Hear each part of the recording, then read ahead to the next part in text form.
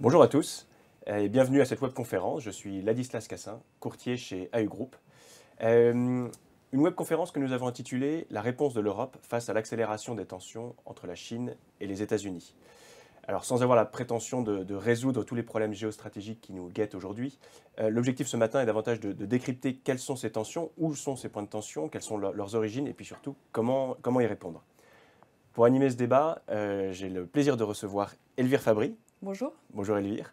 Elvire, vous êtes chercheuse à l'Institut Jacques Delors, en charge de la géopolitique du commerce et également rapporteure du groupe de travail sur les relations entre l'Union européenne et la Chine. Et puis vous êtes également colonel de réserve dans l'armée de l'air. Pour vous répondre, Maxime Darmet. Maxime, vous êtes économiste senior, spécialisé sur la France et les États-Unis. Absolument, et bonjour. Bonjour, au sein de l'assureur crédit Allianz Trade. Bien entendu, vous pouvez poser vos questions tout au long de cette émission. Vous avez un chat qui est à votre disposition et nous tâcherons d'y répondre en tout cas en fin d'émission. La réponse de l'Europe face à l'accélération des tensions entre la Chine et les États-Unis. Donc vous l'aurez compris, trois acteurs majeurs, trois belligérants. Quelques chiffres simplement pour resituer qui ils sont. États-Unis, Chine, Europe, à eux trois, ils représentent un peu plus de 50% du PIB et du PIB mondial, une répartition entre 16 et 17% chacun. Alors, pendant des années, nous avons vécu dans une économie relativement mondialisée, avec une grande liberté de mouvement de nos capitaux, de nos services, de nous, les hommes. Mais le constat que vous faites aujourd'hui, c'est qu'il y a un durcissement, tant du côté américain que du côté chinois, avec davantage de mesures protectionnistes, parfois même coercitives, vis-à-vis de ces différents blocs. Elvire, d'ailleurs, dans un de vos articles publiés par l'Institut Jacques Delors, vous parliez d'une mutation de cette mondialisation vers une ère de la sécurité nationale. Alors, c'est des changements forts auxquels nous sommes confrontés aujourd'hui. Quel diagnostic faites-vous de ce nouveau contexte international? Est-ce que cette rivalité croissante dans les deux blocs, quel est votre diagnostic aujourd'hui sur cette situation? Alors tout d'abord, si on reprend les chiffres d'évolution du commerce international en 2022, on voit qu'ils ont encore battu des records. Donc il faut être prudent sur l'idée d'une démondialisation telle que ça a pu être fréquemment commenté. Simplement, ce que l'on voit, quand on prend les sondages qui ont été faits par la Chambre de commerce américaine en Chine, la Chambre de commerce de l'Union européenne en Chine, c'est qu'en 2021, les entreprises planifiaient un effort de diversification, mais elles n'engageaient pas encore leur stratégie, et qu'elles sont passées en 2022 déjà à une accélération de la mise en œuvre de ces stratégies. Et évidemment, ça correspond à la perception d'un contexte international beaucoup plus compliqué, où les préoccupations géopolitiques interfèrent avec les stratégies propres des entreprises. Et là, ce que l'on voit, c'est notamment en 2022 une accélération de cette confrontation entre États-Unis et Chine. On se souvient, Trump avait une obsession qui était de réduire le déficit commercial américain. Avec Biden, en 2022, la donne est très différente parce qu'il est resté aligné sur la stratégie américaine. En revanche, le contexte de la guerre en Ukraine, l'affichage de cet axe stratégique entre Russie et Chine incite les États-Unis à rentrer dans une logique, à accélérer une logique d'affrontement avec la Chine, essayer de déconnecter la Chine de l'accès aux technologies américaines, freiner la course vers le leadership technologique et l'objectif affiché déjà par la Chine. Il faut se souvenir que ce n'est pas nouveau, c'est affiché depuis 2015. Oui, c'est historique finalement. Voilà, mais dans le contexte actuel, il y a des enjeux sécuritaires qui interfèrent et qui pèsent actuellement sur le contexte international. Et ce que l'on voit actuellement, c'est une sorte de constitution, d'arsenal, de structuration des économies des deux côtés, avec des mesures qui sont directement orientées vers un enjeu de sécurité économique. Et on a un jeu de miroir entre ces deux systèmes. C'est-à-dire qu'on voit la façon dont les États-Unis disposent d'une liste sur laquelle ils mentionnent les entreprises vers lesquelles les restrictions aux exportations sont appliquées. La Chine s'est dotée d'une liste similaire. Alors on a en tête pour les États-Unis le cas de Huawei, qui est un cas exemplaire. Oui, le plus récent. Mais ça, c'est une chose. La Chine s'est aussi dotée d'un instrument d'extraterritorialité. Comme les États-Unis, elle a entrepris de nettoyer ses infrastructures d'information et de communication de l'utilisation de technologies étrangères. Alors, pour les États-Unis, c'est d'abord de technologie chinoise. Et c'est cette constitution progressive de ces deux arsenaux qui est évidemment préoccupante, d'autant plus que les États-Unis ont pris cette mesure très agressive au mois d'octobre dernier d'empêcher l'accès des entreprises chinoises aux semi-conducteurs américains, au savoir-faire même, pour essayer de ralentir cette course technologique. Et qu'on voit déjà que la Chine, ne serait-ce que par la mesure qu'elle a prise début janvier d'appliquer des licences sur les exportations des plaquettes des panneaux solaires, secteur dans lequel elle est véritablement en position de monopole, elle pourrait elle-même être en disposition d'appliquer des mesures de coercition économique, d'appliquer des restrictions sur des exportations. Et c'est là où, évidemment, il y a une préoccupation très spécifique qui se porte sur nos dépendances excessives à certaines importations venant de Chine. Et puis tout ça intervient dans un contexte où l'enjeu de cette confrontation se concentre sur la transition verte et la transition digitale. Maxime, vous voulez ajouter un mot sur ce constat? Non, effectivement, c'est un constat un panorama assez large et clair de Elvire. Je voudrais juste revenir quelques points sur les nouvelles politiques mises en œuvre aux États-Unis qui maintenant s'accélèrent avec l'administration Biden. Elvire l'a mentionné, depuis Trump, le protectionnisme est revenu au goût du jour, donc en 2018, oui. Essentiellement par une hausse des tarifs douaniers. Donc ça, c'était la stratégie Trump, un petit peu facile, on va dire, d'augmenter les droits de douane sur les produits chinois importés. Et là, on a l'administration démocrate Biden, au grand dam des Européens, qui est, on peut le dire quelque part, encore plus protectionniste que l'administration Trump, puisque maintenant, ils vont carrément accélérer les dépenses de politique industrielle.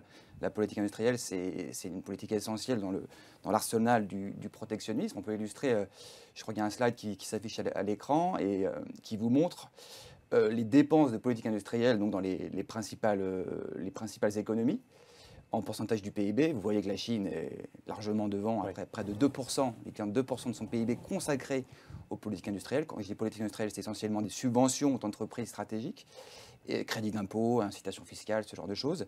Et on voit que les États-Unis, qui jusqu'à présent consacraient environ 0,4% de leur PIB aux dépenses de politique industrielle, suivant les prévisions de l'Institut SIC, je me permets de les citer, dès 2023, donc cette année, on va quasiment doubler le poids en pourcentage du PIB. On va passer près de 0,7, donc de 0,4 à 0,7, ce qui est énorme, à 0,3 points de PIB, 75 milliards des Américains. Et pourquoi et comment ils font ça? Essentiellement, Elvire l'a aussi mentionné. Premier point sur les semi-conducteurs, industrie très stratégique. L'administration Biden a passé une loi, il s'appelle CHIPS, le CHIPS Act, donc des aides massives pour les chaînes de valeur dans les semi-conducteurs. Les Américains sont très bons, notamment dans la conception. C'est un peu les leaders dans le domaine. Conception, mais pas assemblage, c'est bien cela? Plutôt conception, effectivement. Mais s'ils veulent le faire, ils pourraient maîtriser toutes les chaînes de valeur. Ils sont vraiment à la pointe. Et deuxièmement, on va peut-être en reparler, le fameux IRA, Inflation Reduction Act. Donc c'est un plan qui vise en fait à augmenter, on va dire, les dépenses d'investissement dans la transition verte. Les États-Unis rattrapent un petit peu l'Europe et la Chine, et donc ça passe également, notamment par des incitations fiscales, des subventions. Par exemple, un chiffre sur les véhicules électriques. Quand vous allez acheter un véhicule électrique aux États-Unis, vous aurez en moyenne 7 000 $ de subventions si vous achetez un véhicule électrique assemblé sur le territoire américain ou Mexique, Canada également. Ce qui est plus récent côté américain et Chine, justement, cette volonté de donner un peu de green dans leur politique de protectionnisme et de relance. La politique industrielle et le protectionnisme, vous avez raison, Ladislas, passent par les technologies vertes maintenant. Beaucoup. C'est un petit peu... on a compris que ce sont les technologies d'avenir. Semi-conducteurs, je dirais, technologies vertes, biotechnologie et agriculture sont vraiment les 4 gros secteurs à surveiller aujourd'hui et demain, puisque ce sont les secteurs identifiés comme stratégiques. Un dernier point là-dessus, sur le slide suivant, qui vous montre les dépenses, c'est assez concret, les dépenses de subvention de la Chine sur certains secteurs. Donc là, vous avez une panoplie de secteurs. Et les petits points bleus vous montrent en pourcentage des profits, donc des profits de chaque secteur, combien les Chinois y versent. Et là, c'est ce qu'on vient de vous dire, sans surprise, vous avez transport automobile et tout ce qui est technologie hardware et services software, qui sont les principaux secteurs arrosés, subventionnés en Chine. Ce que l'on voit, c'est qu'aujourd'hui, on est en train de passer avec cette course vers l'engagement vers la transition verte, les technologies vertes, et également il y a tout le secteur digital dont on parle un peu moins. C'est que c'est à la fois de nouveaux marchés qui sont en train de se développer et qu'il y a un enjeu à ne pas dépendre des importations de technologies, à être en capacité non seulement de produire pour ses besoins nationaux et j'ai envie de dire pour nous Européens, mais également pouvoir approvisionner un marché mondial. Donc ça présente des enjeux très différents, enfin très nouveaux pour les Européens, alors qu'on était les premiers leaders à défendre des engagements vers des objectifs zéro carbone. C'est un bon signal que les Américains se soient engagés dans cette direction. Et maintenant, ce que ça veut dire, c'est que l'accès aussi à certaines ressources de matières premières essentielles à la fabrication de ces technologies va devenir beaucoup plus compliqué. Et ce que l'on voit, c'est notamment, ce qu'il faut anticiper, c'est la pression très forte qu'il va y avoir sur la demande pour l'accès à ces matières premières qui sont stratégiques. Exactement. Et lorsque l'on voit les projections qui sont faites entre 2020 et 2040, il suffit que vous regardez sur cette slide simplement ce qui concerne 4 principaux composants des batteries électriques pour les véhicules électriques, qui va être un grand marché en pleine explosion. Vous voyez en vert les besoins actuels et au-dessus la demande pour 2040. Voilà. Donc il s'agit maintenant pour nous de sécuriser aussi l'accès à ces matières premières. Sécuriser nos approvisionnements. On le constate, j'ai bien aimé votre image de blocs qui se regardent en chaîne faïence, pas en chaîne faïence, mais en tout cas en miroir l'un de l'autre, avec des opérations telles que l'IRA ou le CHIPS Act pour pouvoir faire face aux mesures protectionnistes de chacun. On constate, on a l'impression que face à cela, l'Europe cherche un peu à exister, à imposer sa manière d'être, qui nous sommes aujourd'hui. On l'a vu avec Ursula von der Leyen qui était aux États-Unis, à Washington, il y a mi-mars. Aujourd'hui même, ils sont arrivés hier sous l'invitation d'Emmanuel Macron à Pékin. Donc on sent que l'Union européenne cherche à exister. Quels sont nos défis, nous, Européens? Quels sont nos défis dans ce contexte international toujours plus fragmenté, finalement? Si on revient sur 2021, on se souvient que la Commission européenne avait défendu une stratégie d'abord un principe d'autonomie stratégique, mais de politique commerciale ouverte. Oui. Et les 2 piliers de la stratégie européenne, c'est à la fois une politique commerciale plus offensif, qui permet aussi de protéger davantage les intérêts des entreprises européennes, mais qui s'appuie sur le renforcement des règles multilatérales. Et comme Européens, on a toujours tenu à être en conformité avec les règles de l'Organisation mondiale du commerce et à pouvoir réengager le dialogue pour pouvoir renforcer ces règles. Maintenant, ce que l'on voit, c'est que non seulement les États-Unis, depuis fin 2019, ont bloqué ce qui fait le muscle de l'OMC, qui est l'organe d'appel du mécanisme de règlement des différends et qui permet de régler les disputes entre les pays à l'échelle mondiale, ce qui est très problématique. Et puis que l'on a des problèmes pour faire avancer aussi les négociations et surtout ramener à la table des négociations États-Unis et Chine. La préoccupation aujourd'hui est d'autant plus forte qu'avec les initiatives qu'ont prises les États-Unis dans le cadre de ce Inflation Reduction Act, il y a directement des mesures qui ne respectent pas les principes de non-discrimination de l'OMC et que l'on voit des États-Unis qui ont marqué un virage protectionniste et qui finalement se détournent de cette organisation qui est très préoccupant, si je puis dire, pour l'évolution même du commerce international, le respect des règles dans les années qui viennent. Alors maintenant, ce qui est intéressant avec ce voyage, c'est que ça a poussé Ursula von der Leyen à faire une déclaration la semaine dernière sur la stratégie européenne vis-à-vis de la Chine et à clarifier un certain nombre d'éléments. Parce que vous le rappeliez, elle était à Washington il y a encore quelques jours, elle est aujourd'hui à Pékin. Et là, elle a porté un discours réaliste sur l'évolution de l'économie chinoise. On ne se fait pas d'illusions sur le fait que Xi Jinping maintienne son engagement sur un objectif plus d'autosuffisance, tout en créant plus de dépendance aussi des pays tiers vis-à-vis des exportations chinoises. Un système qui reste construit sur les entreprises d'État et des subventions importantes. Mais le message qu'a porté Ursula von der Leyen est très clair. L'Union européenne privilégie un objectif de de-risking, de réduction des risques liés à ces dépendances excessives, plutôt qu'un objectif de decoupling, l'objectif américain, qui cherche à isoler davantage la Chine, qui dans le fond n'est pas fondamentalement réaliste, si je puis dire. Enfin, toute la question, c'est de savoir quelle est la portée de ce découplage. Mais on voit bien déjà que du côté américain, ça devait être limité aux questions technologiques et que des technologies vertes aux technologies d'intelligence artificielle, de supercomputing et autres, il va y avoir une extension un peu de cette stratégie.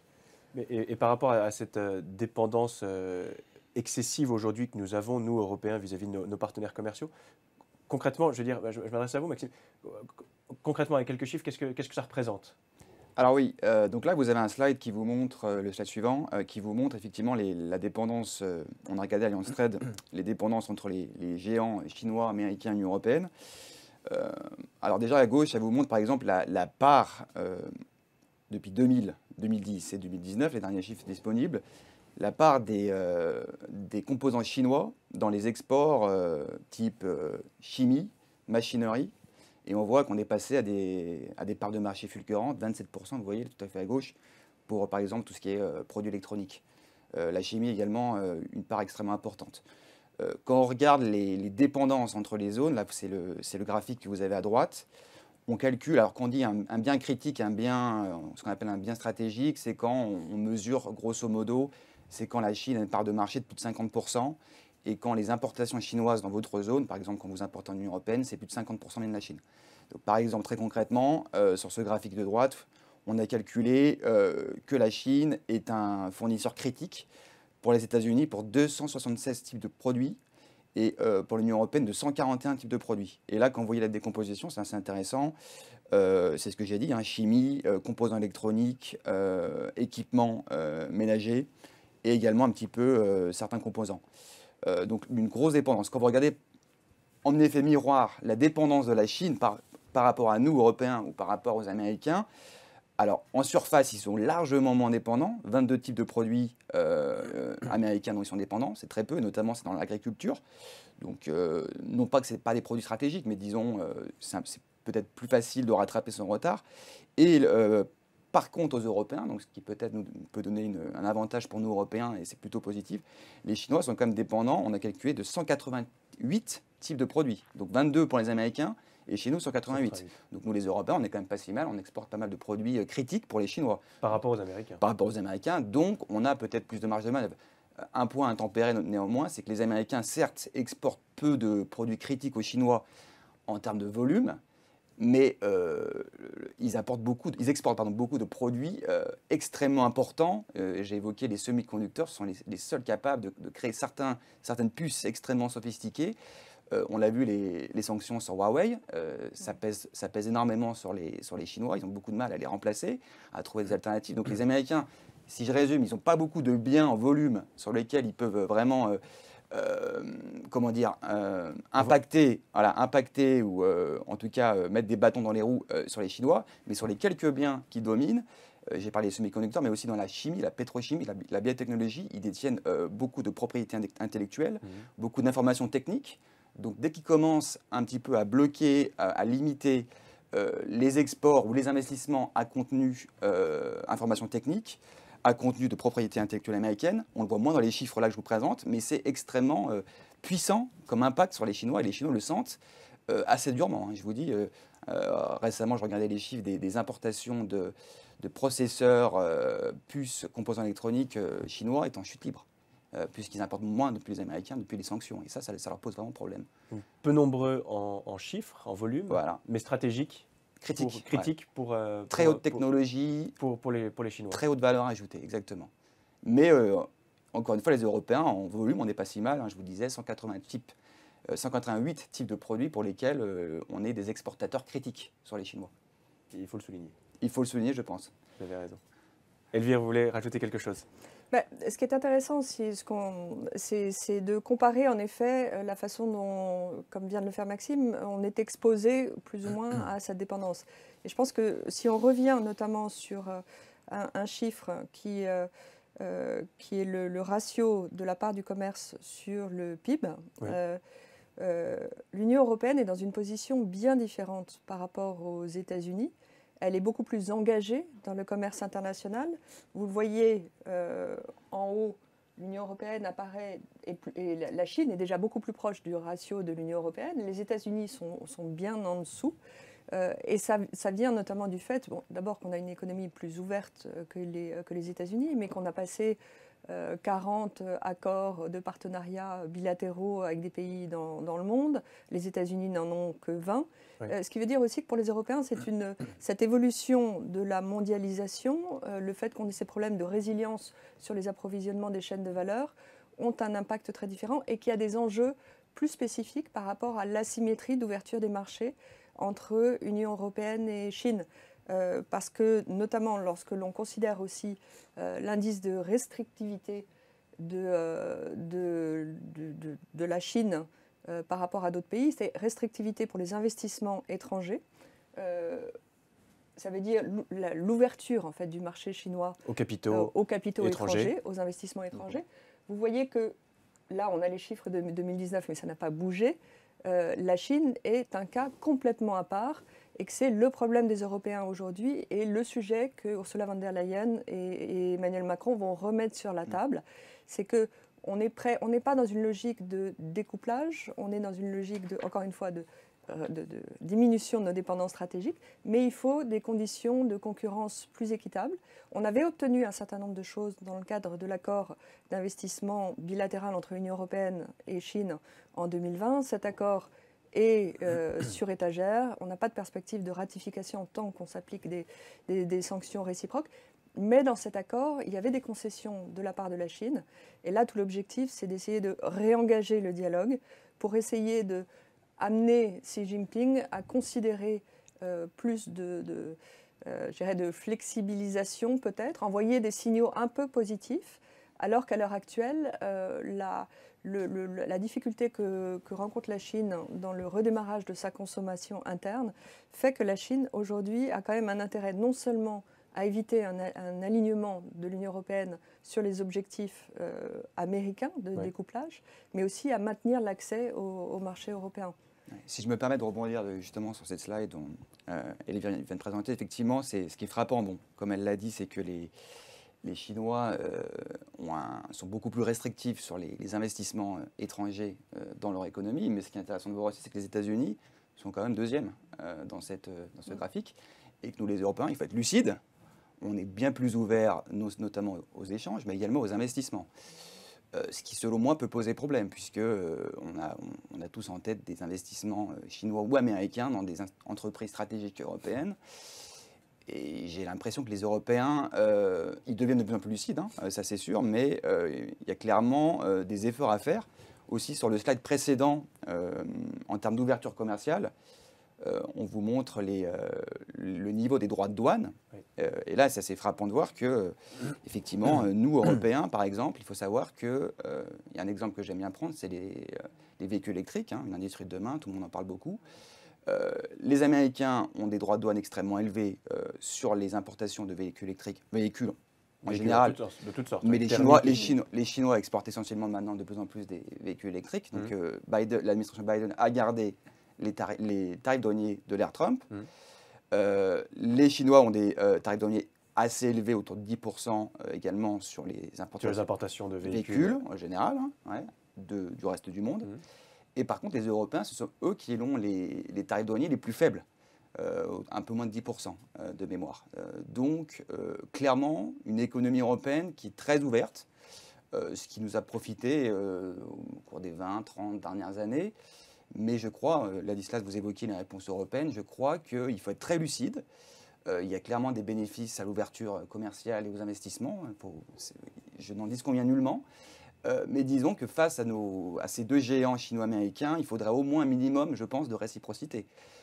Donc sur les véhicules électriques, par exemple, vous savez, qui commencent vraiment à inonder le marché européen. Les constructeurs européens ne sont pas prêts. Et là, on commence à perdre des parts de marché. Les Chinois, les hausses de parts de marché dans l'Union européenne en termes de véhicules électriques qui seront obligatoires, je crois, en 2030-2035, suivant Oui, il y a encore un peu de débat. Il y a encore un peu de débat. débat. Il y a quelques discussions. Voilà, mais en tout cas, c'est assez rapide. Le lobby allemand de l'automobile c'est demain. Donc là, les Chinois ont des positions de quasi-monopole dans les batteries électriques, dans les véhicules électriques. Or, vous gardez en Union européenne des tarifs douaniers extrêmement faibles. Pour moi, ça pose problème. Donc, à minima, une réciprocité et mettre des tarifs douaniers au même niveau que les Chinois serait un signal fort pour dire que certes, nous sommes des économies ouvertes aux échanges et aux investissements, mais attention, nous, on veut la même chose en face. On en vient un peu à une forme de, sur un marché mondial, une concurrence déloyale, en fait, finalement, entre l'Union européenne trop ouverte vis-à-vis des deux blocs américains et chinois. Alors c'est intéressant justement de faire un focus sur cette question des véhicules électriques, parce qu'en effet, il y a des implications d'emploi, et là, c'est toute une transition de l'industrie de l'automobile qui est en cours. Parce qu'il faut regarder toute la chaîne de valeur des véhicules électriques. Si vous reprenez là ce que vous avez sous les yeux, vous voyez d'abord qu'on n'a pas forcément une dépendance très forte aux capacités qu'a la Chine d'extraction de ces minerais stratégiques pour la composition des batteries électriques. En revanche, la capacité de raffinage de la Chine est colossale. Elle est quasiment en position de monopole à l'échelle mondiale, puisqu'on atteint des chiffres qui dépassent les 60-75%, et même pour les terres rares, c'est 90%. Et qu'elle a développé une capacité de production des batteries qui est là aussi très, très forte. Et donc, elle est très compétitive dans le secteur pour exporter maintenant ces véhicules électriques. Ce que ça signifie aussi, c'est qu'on est encore à un moment de dépendance très forte et que le dosage que l'on peut faire de rétablissement de tarifs douaniers sur les importations de véhicules électriques chinois pourrait aussi susciter des mesures de restriction aux exportations chinoises sur ces composants dont on a besoin. Donc on va y venir là dans la discussion, mais sur les initiatives aussi qui sont prises au niveau européen pour sortir de cette dépendance excessive. C'est exactement ça, c'est limiter notre dépendance économique et puis gagner en indépendance pour éviter que l'Union européenne soit victime finalement de restrictions aux exportations de la part de nos partenaires commerciaux. Justement, Elvire, concrètement, est-ce que l'Union européenne mène véritablement une politique pour pouvoir acquérir cette indépendance vis-à-vis de ses partenaires commerciaux ? Alors d'abord, il y a tout ce qui est fait sur le volet politique commerciale. Et là, je dirais que ça n'est pas un rebond soudain, une prise de conscience soudaine, c'est qu'à partir du moment où on avait du mal à ramener États-Unis et Chine pour renforcer notamment les règles de l'OMC, notamment sur l'utilisation des subventions excessives, les Européens ont entrepris déjà dès 2020 de se doter d'outils qui leur permettaient de défendre de manière autonome, unilatérale, les intérêts des entreprises européennes sur le marché intérieur. Donc c'est ce qu'on appelle tous les instruments de défense commerciale autonome. Derrière le renforcement du contrôle sur les investissements étrangers au sein du marché intérieur, il y a maintenant un outil de contrôle des subventions étrangères, c'est-à-dire qu'on s'intéresse à la source aussi des investissements qui peuvent être faits sur le marché intérieur.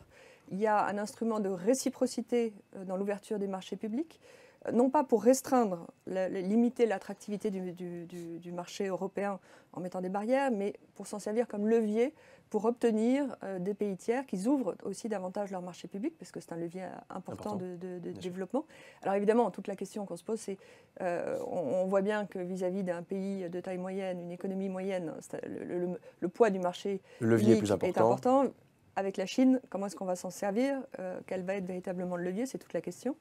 Et puis, il y a maintenant un instrument anti-coercition qui est décisif, parce que là, je dirais que c'est peut-être le plus intéressant, le plus important, qui est un outil de dissuasion, mais qui doit permettre aussi d'engager tout le poids du marché unique, parce que si l'on identifie un risque de coercition économique, comme on les voit se multiplier, on pourrait utiliser toute une série de mesures, y compris de restrictions de l'accès au marché public, de barrières, de nouveaux tarifs douaniers. Et là, à nouveau, Ursula von der Leyen est revenue sur cette question la semaine dernière en disant maintenant on dispose de cet arsenal d'instruments. Il va falloir voir aussi comment on les utilise, comment on les coordonne. Il faut tout le poids politique des 27 pour être ferme sur ces questions-là et puis pouvoir justement être en position d'autant plus de force pour insister sur des enjeux d'ouverture du marché chinois. d'autant que les objectifs de production en Europe sont conséquents aujourd'hui. Est-ce que vous, Maxime, vous avez des chiffres à nouveau à nous apporter sur Alors ces non, volumes-là? sur les réponses européennes, effectivement, il y a une prise de conscience, donc je suis tout à fait d'accord avec ça, une accélération récemment avec la Commission européenne, donc ça va plutôt dans le bon sens. Alors ils ont annoncé récemment un plan, un Green Deal, comme ils appellent ça, au niveau de la Commission européenne. Qu'est-ce que c'est que ce Green Deal? En gros, ils veulent augmenter l'investissement privé dans les industries faible carbone, les industries vertes. Donc encore une réponse de l'IRA américain dont je vous parlais. Oui, c'est ça, ça vient directement en confrontation avec l'IRA. Exactement, décidément les technologies vertes sont vraiment un secteur ultra stratégique et de plus en plus donc à suivre de près. Donc ils ont annoncé ce plan. Alors en gros, il y a deux blocs. Ils veulent simplifier le cadre réglementaire, je dirais, c'est-à-dire accélérer la mise en œuvre des projets. Vous savez qu'en Europe, dans beaucoup d'États, il y a beaucoup de bureaucratie notamment, beaucoup de chefs d'entreprise s'en plaignent. Donc ça, c'est le premier volet, le cadre réglementaire, donc une simplification pour accélérer tous ces projets, ces investissements dans les industries vertes.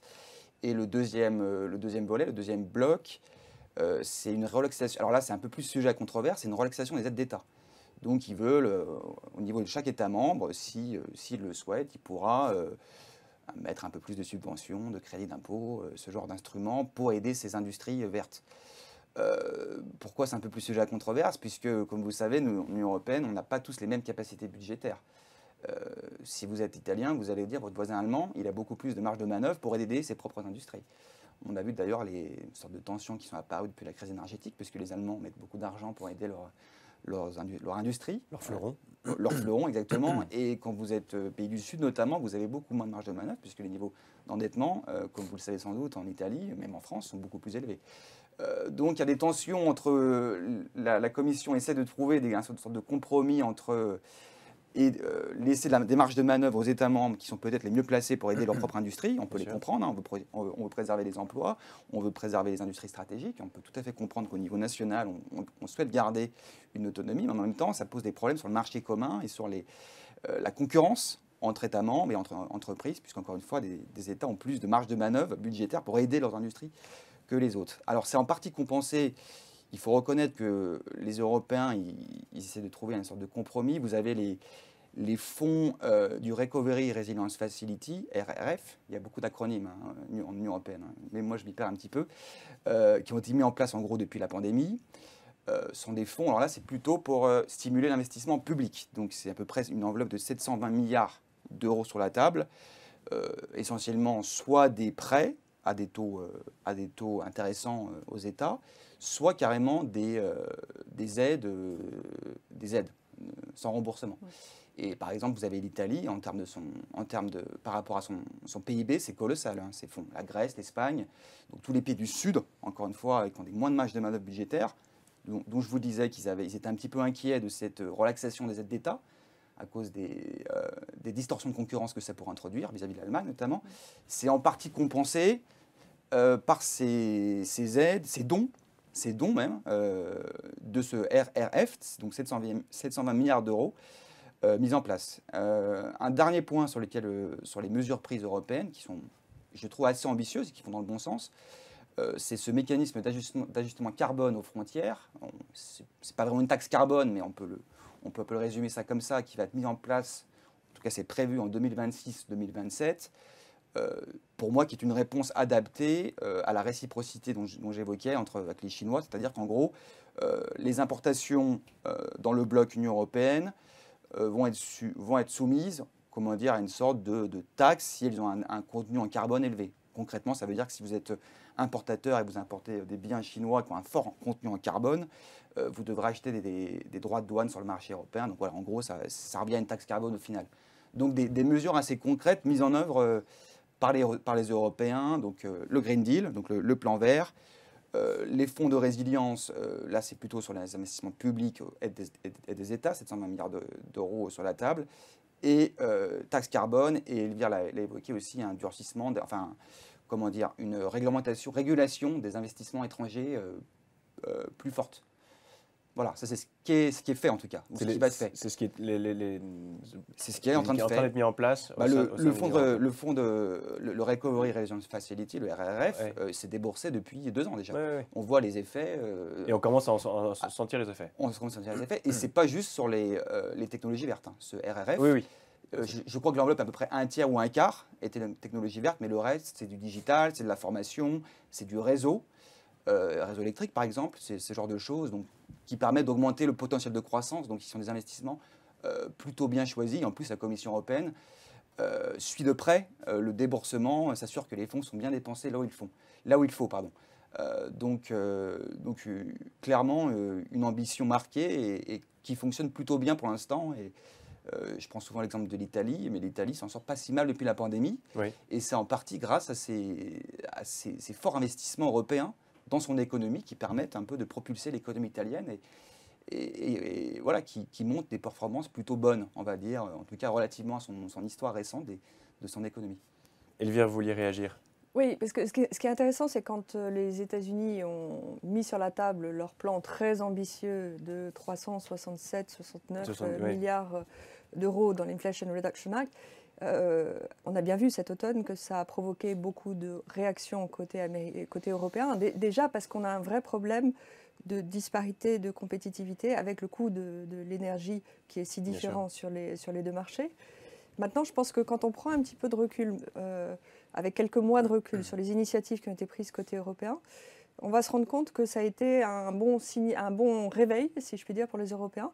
Parce qu'en fait, l'enjeu, c'est moins les États-Unis que la Chine. La position de la Chine, déjà en position de leadership pour un certain nombre de ces technologies vertes. Et que là, il y a eu une accélération des décisions qui ont été prises côté européen. On avait déjà les projets d'alliance, les projets lancé par Thierry Breton de projets d'intérêt européen importants, là aussi, un acronyme qui est pas très heureux. Mais maintenant, ça a permis à la Commission européenne de passer à une phase beaucoup plus offensive et finalement avec un narratif qui est positif, qui n'était pas un narratif anti-IRA, qui était plutôt un narratif de dire c'est un marché en pleine expansion. Il faut qu'on en soit. Il faut qu'on se mobilise. Il faut qu'on en soit pour développer une capacité de production de masse pour notre marché et puis pour pouvoir exporter nos propres technologies. C'est-à-dire il faut qu'on soit présent sur ce marché mondial qui explose. Donc il faut des moyens importants. Donc il y a en effet tout ce qui peut être utilisé à court terme en termes de capacité de financement dans les différents tiroirs des budgets. Il y a REPowerEU, il y a différents tiroirs qu'on recanalise encore sur cet objectif. Et puis maintenant, on va se poser la question aussi de fonds supplémentaires. Mais il y a ça, il y a une nouvelle brique qui a été présentée il y a encore quelques jours, Net Zero Industrial Act, qui donne déjà des éléments de gouvernance, d'objectifs, de structuration, parce que ce n'est pas le tout de débloquer des capacités de financement, c'est aussi de savoir comment est-ce qu'on organise cette capacité de mutualisation des moyens, et avec des objectifs qui sont des objectifs de très court terme, c'est 2030. Pour sortir de nos dépendances, pour avoir une capacité de production de 40% au moins des besoins en technologie verte dont on aura besoin à l'horizon 2030, c'est après-demain. Donc c'est aussi un appel aux industriels européens, aux investisseurs et à tous les niveaux d'innovation, de start-up jusqu'aux industriels les plus installés sur les marchés, pour se dire c'est maintenant et on met les moyens sur la table, non seulement pour qu'ils ne soient pas tentés de partir vers le marché américain, mais c'est toute une structuration de la stratégie au niveau européen et avec des objectifs aussi, encore une fois, de mutualisation, essayer de ne pas accroître les disparités entre les États membres, la crainte de différents États membres, en imposant des conditions aussi pour qu'il y ait des financements plus importants pour les régions les plus pauvres, il faut qu'il y ait des entreprises qui viennent de plusieurs États membres. Enfin, on est en train de passer à une logique un peu différente du fonctionnement du marché intérieur.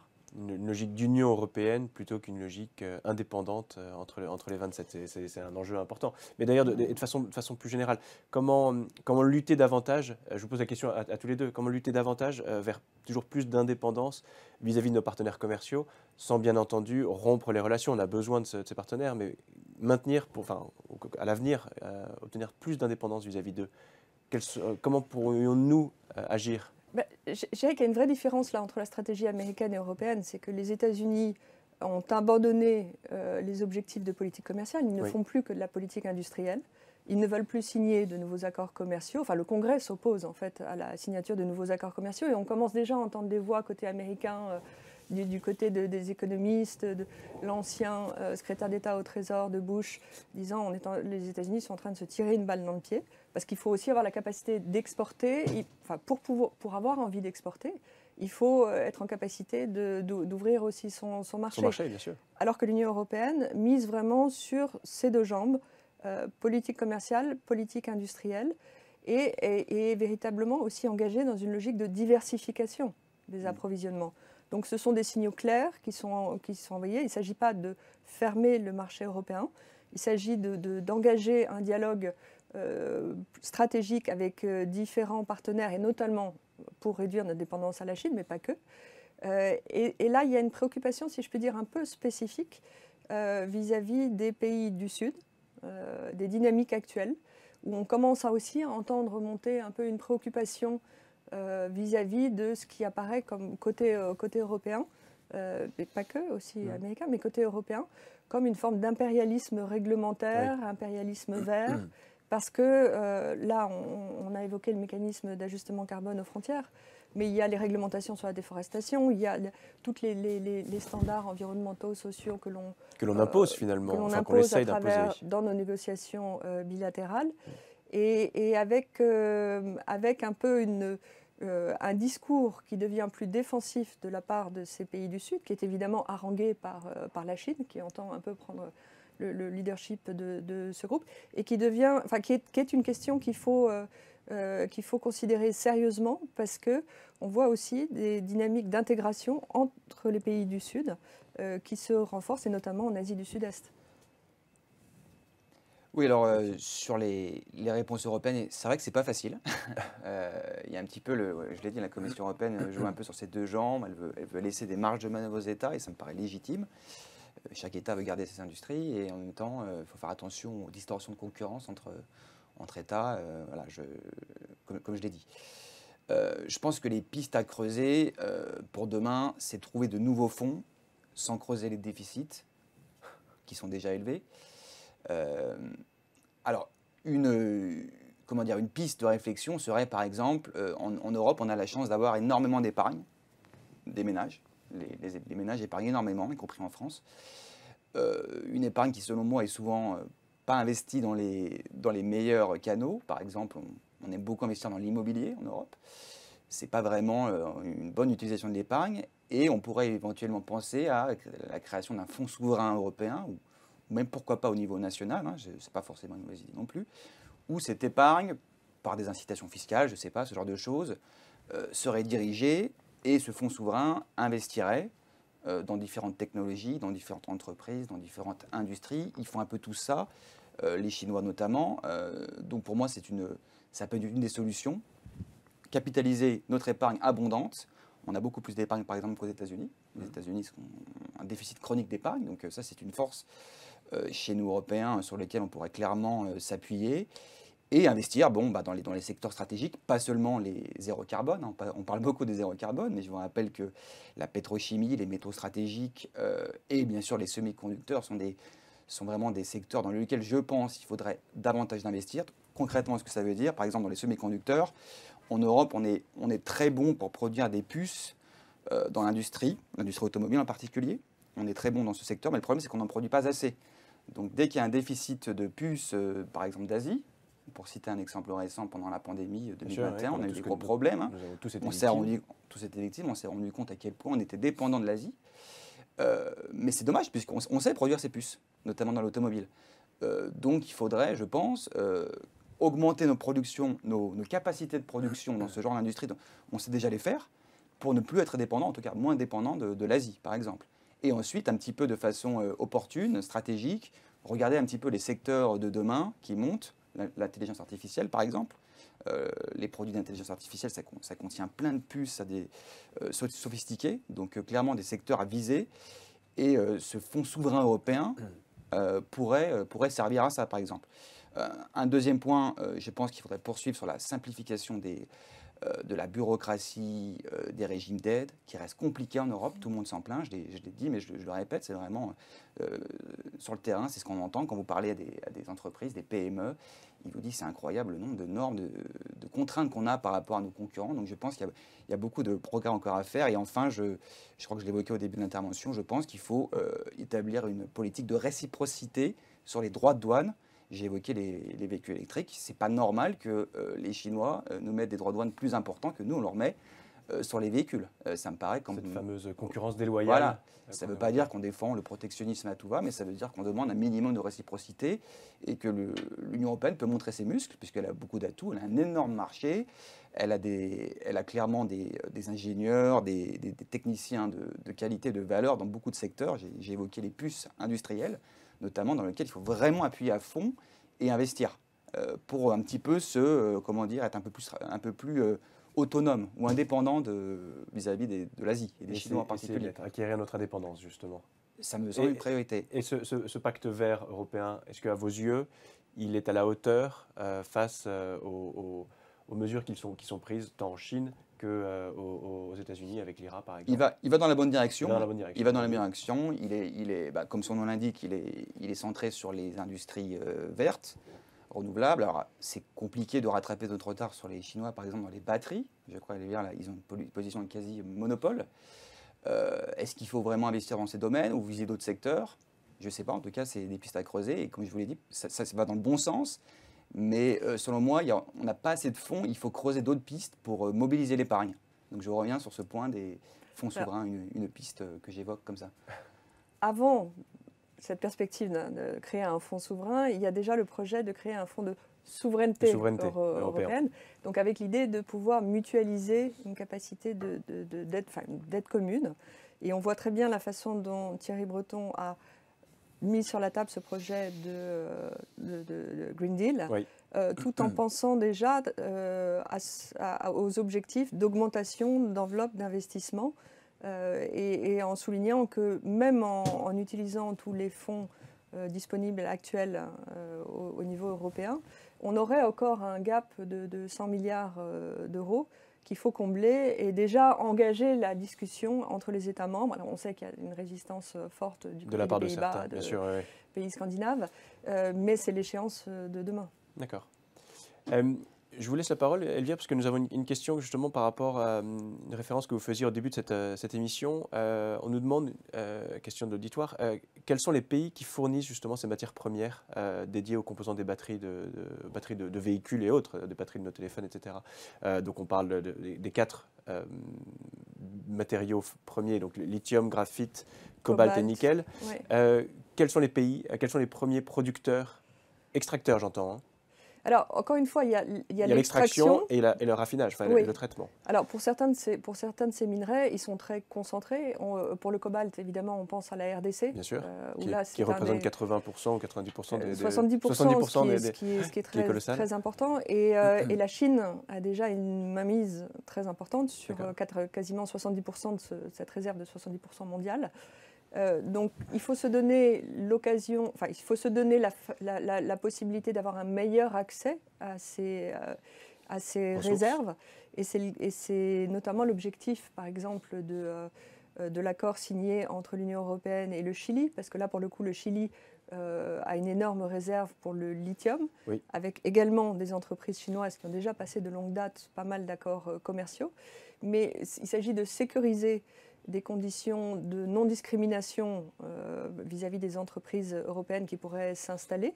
Et puis, il y a des accords aussi commerciaux qui ne sont pas des accords commerciaux, mais qui sont des accords ad hoc qu'on est en train de signer au niveau européen, comme avec le Kazakhstan, la Namibie, et qui sont vraiment ciblés sur cette question soit d'accès à des minerais stratégiques, soit de développement d'hydrogène propre. Mais c'est une logique de partenariat stratégique spécifique centré sur les minerais stratégiques qui est en train d'être développée. On a signé un accord avec le Canada qui a beaucoup de ressources minérales auxquelles on souhaiterait pouvoir avoir accès.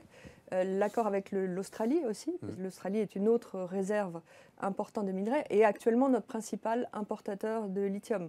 Simplement, on voit que puisqu'on a besoin d'augmenter ses capacités, on regarde de plus près le Chili. En fait, on a une cartographie selon les minerais qui est très variable. Et puis, il y a encore un enjeu supplémentaire qui est de voir ce que l'on peut quand même réexploiter. Chez nous, oui, dans l'Union européenne, dans l'Union européenne. En France, il y a des projets importants qui sont en cours. Mais je dirais qu'il y a l'enjeu de l'extraction et il y a l'enjeu beaucoup plus compliqué du raffinage. Oui. Parce que là, comme je le disais tout à l'heure, la capacité de raffinage de la Chine est finalement en position de monopole et que l'on a actuellement des procédés qui sont encore des procédés très polluants. Donc il y a un enjeu d'acceptabilité sociale et qu'il faut préparer là aussi l'opinion publique, en fait réconcilier, si je puis dire, les aspirations à accélérer la lutte contre le changement climatique avec le besoin aussi d'accepter la réouverture de mines et l'installation d'usines de raffinage sur le territoire européen et que les deux sont nécessaires. On arrive au terme de cette émission. Une dernière question. Vous avez, Elvire, évoqué cette notion de découplage, découpling et de de-risking. Je m'adresse à tous les deux. Est-ce que c'est une opportunité ou un risque nouveau pour nos entreprises européennes, Maxime ? C'est plutôt un risque, hein. Ça va surprendre personne que je vous dise ça. Après, vous avez toujours des opportunités que vous pouvez exploiter dans les périodes d'incertitude. Juste un point sur cet effet de découplage entre les deux zones États-Unis-Chine. Alors, selon moi, la Chine s'oriente vers je l'ai montré, des politiques industrielles de plus en plus ambitieuses.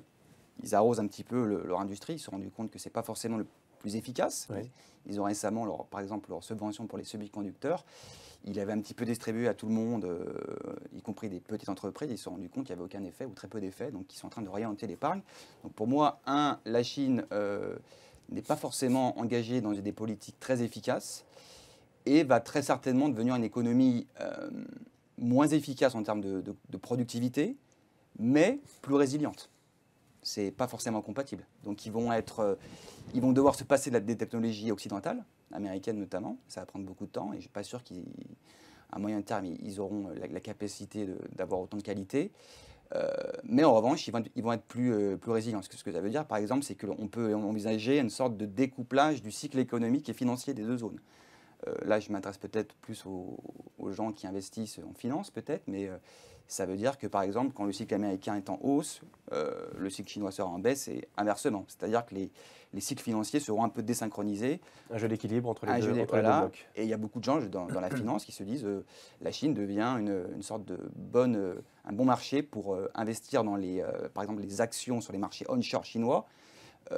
Des études récentes ont montré qu'ils étaient de plus en plus décorrélés du cycle des marchés occidentaux. Donc, c'est des opportunités, vous évoquiez Ladislas, des opportunités, peut-être regarder du côté des cycles financiers qui se désynchronisent. Découplage. Oui. Pour les entreprises, ça veut d'abord dire s'engager dans une logique de diversification, donc c'est des coûts. Et quand est-ce qu'on actionne ou pas ces stocks investissements plus importants. Il y a aussi en effet le recours à des stocks plus importants. Je dirais qu'il y a un enjeu supplémentaire qui est quand même, pour les Européens en particulier, d'avoir accès à une demande extérieure. Donc c'est pour ça qu'évidemment, mesurer le degré d'engagement sur le marché chinois, c'est une question qui reste problématique. Et puis ce que l'on voit surtout, c'est quand même le risque que se développent des espaces réglementaires différents, avec éventuellement aussi des logiques d'exclusion. C'est-à-dire que si vous investissez sur tel marché, on ne vous donne plus accès à tel marché, la logique d'extraterritorialité. Et puis le dernier élément, je voudrais mentionner rapidement, c'est l'enjeu aussi un peu d'un certain découplage sur les marchés financiers, parce qu'on voit que la Chine est en train d'accélérer sa logique de dédollarisation, oui, en signant maintenant des accords avec un certain nombre de partenaires dans sa monnaie, en yuan. Et puis que le petit signal que nous donnent là, les ministres des Finances de l'ASEAN récemment, encore il y a quelques jours, évoquant le fait pour leurs échanges commerciaux, ne plus utiliser le dollar, mais aussi l'euro, mais aussi le yen et la livre, et pour finalement se prémunir d'une logique de sanctions qui pourrait les concerner, nous amènerait à nous poser quand même un certain nombre déjà de questions sur ce que peut donner un petit peu ce découplage aussi financier qui ne va pas venir du jour au lendemain, qui est progressif, mais qui s'annonce. Oui, c'est plus de coûts, plus de risques dans les secteurs stratégiques, technologies vertes, les biotechnologies, hein, équipements de laboratoire, ce genre de choses. Ça va devenir de plus en plus scruté par le département du Trésor américain. On peut envisager qu'ils vont peut-être couper l'accès au dollar pour les entreprises qui investissent, par exemple, en Chine dans des secteurs stratégiques, pour les dissuader. Donc même nous, au niveau européen, on a beaucoup d'entreprises qui utilisent encore le dollar. Ça reste la monnaie même si Elvire évoque les pistes pour se passer du dollar, mais pour moi, à court terme, le dollar reste la monnaie clé si vous voulez investir. Hein, vous ne pouvez pas y échapper. Donc, clairement, si vous êtes dans ces 4-5 secteurs stratégiques, du point de vue de l'entreprise, ça va devenir, disons qu'il y aura beaucoup de risques. Il faudra faire attention où vous investissez votre argent. Est-ce qu'il n'y a pas le Trésor américain derrière vous qui va, du jour au lendemain, vous priver de l'accès en dollars, ou qui va vous mettre des sanctions, ou qui va empêcher de commercer avec vos filiales? Donc clairement un environnement qui va être assez, contraignant. Contraignant, exactement. Donc, Maxime, vous appelez plutôt à la prudence, si je résume. En tout cas, la prudence sur ces secteurs stratégiques. Après, l'énormité du commerce mondial n'est pas impactée par ces sanctions. Il faut le rappeler, on échange des milliards l'équivalent de milliards de biens au niveau mondial, et la majorité de ces biens ne sont pas du tout soumis aux sanctions. Ce ne sont pas des biens stratégiques. Donc là, j'évoque vraiment quelques secteurs clés avec quelques acteurs, mais qui, par rapport à la masse, c'est stratégique, mais par rapport à la masse des gens en termes de volume, par rapport à la masse d'entreprises qui commercent dans le monde, c'est pas grand-chose non plus. C'est pour ça qu'il y a aussi une attention spécifique à l'intensification des échanges partenariats stratégiques qui peuvent être développés avec d'autres pays, oui. et notamment toute la zone Asie du Sud-Est. Oui. Et que là, il y a aussi la volonté de réengager des négociations bilatérales avec plus de pays, parce que s'ouvrir plus d'opportunités, il y a tout l'enjeu de la ratification du Mercosur avec les pays d'Amérique latine. Et là, les Allemands sont particulièrement intéressés, parce qu'ils voient bien qu'il faut qu'ils trouvent des débouchés alternatifs important pour eux. Aussi. Bon, la bonne nouvelle, c'est qu'on voit que l'Union européenne, en tout cas, se met en ordre de bataille pour faire face à ces deux géants américains et chinois. L'enjeu de demain, ça sera d'accorder nos violons, si je peux me permettre, et de parler d'une seule et même voix. On le voyait c'est l'actualité avec la visite d'Ursula von der Leyen, présidente de la Commission européenne, en ce moment à Pékin, invitée par Emmanuel Macron. On constate qu'il y a une certaine notion de vindicativité de la part d'Ursula von der Leyen vis-à-vis de la Chine versus un Emmanuel Macron qui se joue en apôtre du dialogue. Donc voilà, l'enjeu désormais va être de pouvoir parler d'une unité européenne vis-à-vis de ces deux géants. Merci beaucoup. Elvire Fabry, vous représentez l'Institut Jacques Delors. Merci beaucoup de nous avoir apporté cet éclairage sur la géopolitique du commerce. Merci beaucoup Maxime d'avoir illustré justement notre débat avec vos chiffres importants et concrets. Merci à notre auditoire de nous avoir suivis. J'espère qu'on vous aura aidé à apporter quelques réponses à ces enjeux stratégiques. Je vous rappelle que le replay de cette émission sera disponible cet après-midi sur le site internet d'AU Group. Je vous souhaite une bonne journée et à bientôt.